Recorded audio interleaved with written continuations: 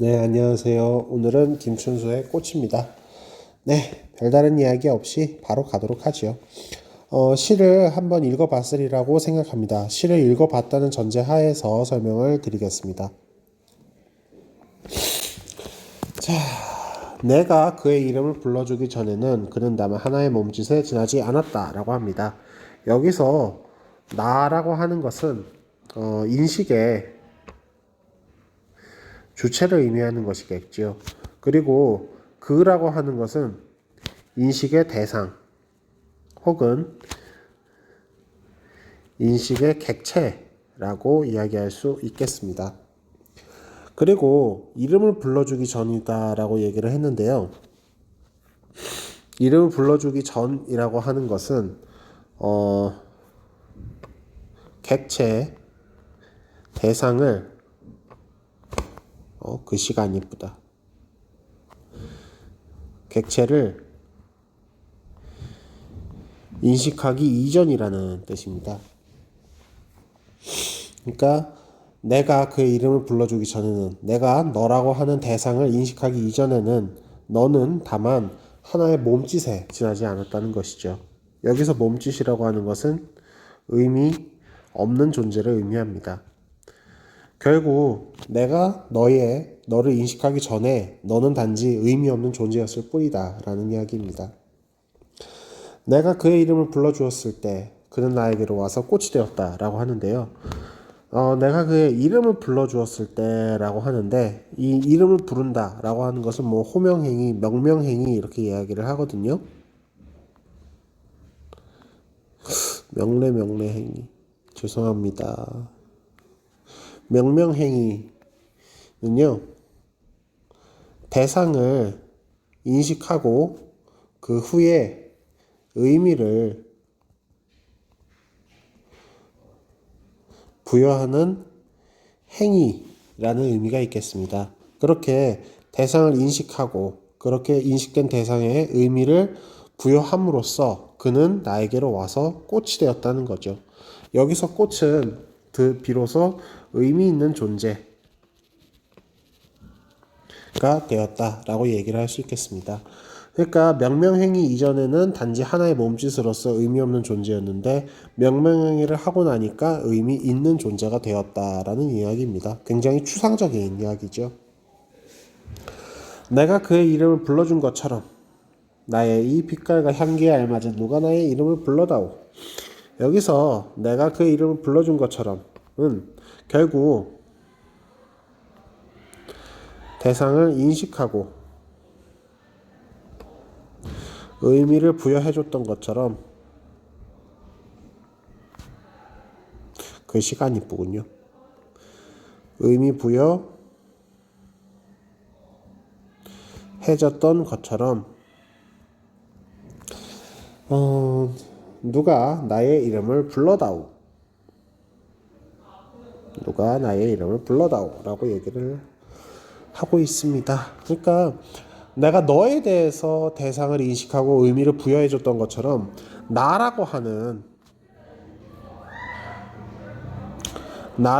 대상을 또한 마찬가지로 인식하고 의미를 부여해주기를 바라는 것이라고 할 수 있겠죠. 내가 너를 인식하고 의미를 부여해줬으니까 이젠 나도 나라고 하는 존재도 인식하고 의미를 부여해달라라는 의미입니다. 여기서 불러다오라고 얘기를 하고 있죠. 굉장히 직설적으로 간절한 어조로 소망을 드러내고 있습니다. 불러주어 이러면서 불러주어 소망 뭐 이런 느낌입니다. 자, 그에게로 가서 계속합니다. 그에게로 가서 나도 그의 꽃이 되고 싶다. 여기서의 꽃은 위에서 마찬가지로 의미 있는 존재라고 할 수 있겠죠. 우리들은 모두 무엇이 되고 싶다. 여기서 무엇이 되고 싶다라고 하는데 무엇도 마찬가지로 의미 있는 존재라고 할 수 있겠습니다. 너는 나에게, 나는 너에게 잊혀지지 않는 하나의 눈짓이 되고 싶다. 여기서 너는 나에게, 나는 너에게 라고 이야기를 하고 있죠. 서로가 서로에게 어떤 의미 있는 존재가 되기를 원하는 것이라고 할 수 있겠습니다. 상대방을 전제한 표현이죠. 눈짓은. 그러니까 서로에게 의미 있는 존재다. 의미 있는 존재가 되고 싶다. 너는 나에게, 나는 너에게 의미 있는 존재가 되고 싶다. 서로에게 의미 있는 존재가 되고 싶다. 이런 의미라고 할 수 있겠습니다. 여기서 한 가지 더 체크해야 될 것이 있다면요. 처음에 인식의 주체는 내가, 나였습니다. 근데 여기서 인식의 주체가 우리들로 바뀌었지요. 인식의 주체가 나에서 우리들로 확대됐습니다. 인식의 주체가 그래서 이렇게 확대된 것을 점층적으로 확대되었다 라고 이야기를 합니다. 오늘 글씨가 조금 얇아서 그렇군요. 요 정도 두께면 참 좋을 것 같은데 요 정도 두께로 하겠습니다. 자, 이렇게 해서 본문은 가볍게 끝났습니다. 결국 이 꽃이라고 하는 것은요, 꽃이라고 하는 것은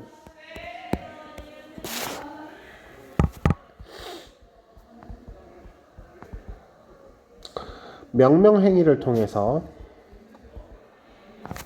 명례 죄송합니다.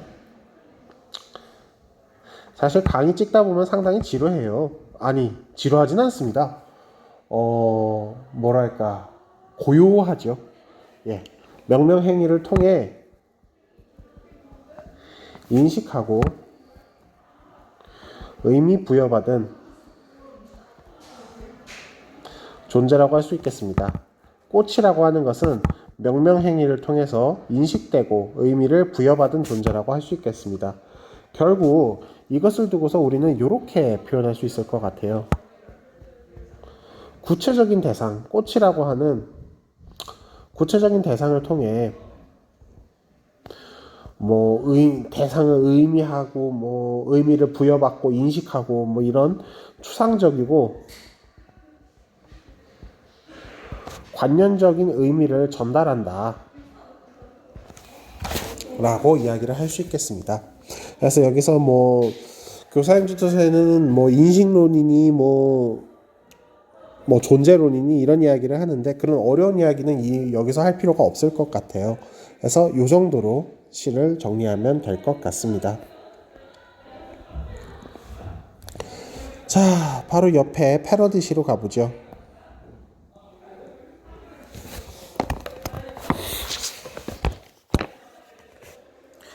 이건 역시 비슷합니다. 여기서 내가 단추를 눌러주기 전에는 그는 하나의 라디오에 지나지 않았다라고 하죠.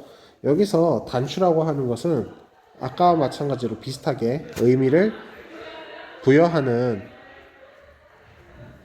수단이라고 할 수 있겠습니다. 그리고 라디오, 다만 하나의 라디오에 지나지 않았다라고 하는 점에서 이것은 의미 없는 존재라고 할 수 있겠죠. 내가 그의 단추를 눌러주었을 때는 아까 말했던 명명행위와 비슷한 것이라고 할 수 있겠습니다. 그는 나에게로 와서 전파가 되었다. 의미 있는 존재죠. 내가 그의 단추를 눌러준 것처럼 누가 와서 나의 굳어버린 핏줄기와 황량한 가슴 속 버튼을 눌러다오 라고 얘기하고 있습니다. 여기서 교과서는 이런 얘기를 해요. 그냥 우리가 늘 왔던 것처럼 내신을 위해서 어느 정도 필기만 해드리겠습니다. 현대인의 삭막하고 고독한 내면을 의미한다라는 의견이 있었습니다. 그에게로 가서 나도 그의 전파가 되고 싶다. 그러니까 굳어버린 핏줄기와 황량한 가슴속이 현대인의 어떤 삭막하고 고독한 내면을 의미한다면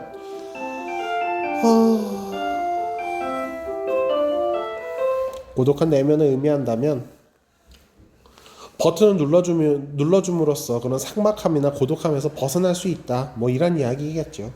그에게로 가서 나도 그의 전파가 되고 싶다. 의미 있는 존재가 되고 싶다. 라는 의미입니다. 우리들은 모두 사랑이 되고 싶다. 사랑을 꿈꾸나 봐요. 끄고 싶을 때 끄고 켜고 싶을 때 켤 수 있는 라디오가 되고 싶다. 라고 이야기를 하고 있습니다.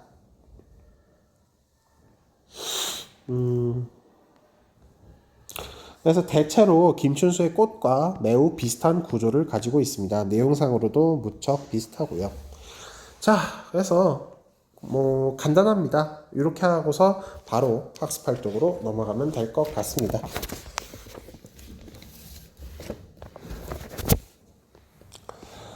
작품 가를 감상하고 존재의 의미와 인식의 변화를 고려하여 중심 내용을 정리해보자 라고 하는데요. 여기서 존재의 의미와 인식의 변화는 결국 이겁니다. 처음에는 의미 없는 존재였죠. 그러다가 의미 있는 존재가 되었습니다. 그 얘기를 하는 겁니다. 의미 없는 존재였다가 의미 있는 존재가 되었죠. 무엇을 통해서? 명명행위를 통해서. 예, 그거가 핵심이고요. 나머지 1년, 2년, 3년, 4년을 내용을 정리하라고 하는데 이거는 그냥 필기만 해드리겠습니다. 2년에서는 명명을 통해 의미를 부여받은 존재가 되지요. 이제 무의미한 존재에서 의미를 부여받은 존재가 됐다라고 하는 것이 핵심입니다. 그리고 3년에선 그에게 의미 있는 존재가 되고 싶은 나라는 것으로 요약을 할 수가 있고요. 4연에서는 서로에게 의미 있는 존재가 되고 싶은 우리라고 할 수 있겠습니다. 그래서 사실 한 가지를 더 추가하자면요. 나에서 우리로 어떤 인식의 주체가 점층적으로 확대됐다. 앞에서 필기해 드렸죠. 예, 요것이 또 다른 의미라고 할 수 있겠습니다. 결국 두 가지를 체크하시면 될 것 같아요. 하나는 의미 없는 존재에서 의미 있는 존재가 됐다는 거, 그리고 두 번째는 인식의 주체가 점층적으로 확대됐다는 거. 예, 요 두 가지를 체크하시면 될 것 같습니다. 작품 나는 작품가를 재구성한 것이다. 두 작품을 비교해보고 작품 나의 재구성 방법을 생각해보자. 작품가의 식구에 대응하는 것을 찾아서 정리해보자 라고 하는데요. 이거는 그냥 정답을 탁탁 써드리면 될 것 같아요. 가의 몸짓에 대응하는 의미 없는 존재였죠. 이건 단지 라디오에 지나지 않았고 꽃이 되었다, 전파가 되었다, 이름을 불러준 거 명명행위였죠. 이거는 단추를 눌러준 것이고요. 무엇이 되고 싶다? 사랑이 되고 싶다. 예, 이렇게 대응됩니다. 이렇게 대응됩니다.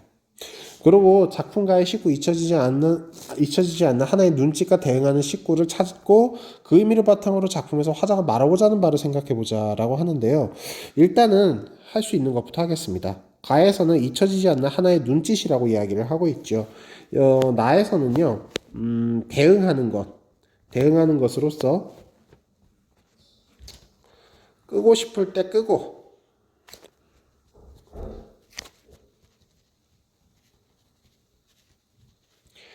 켜고 싶을 때 켤 수 있는 라디오라고 이야기를 하고 있습니다. 근데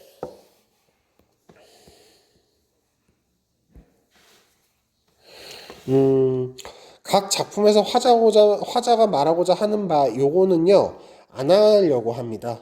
이 교과서에서 너무 조금 무리한 해석을 한 것 같아요. 그래서 안 할 거고요. 요 두 가지만 체크를 하시면 될 것 같습니다.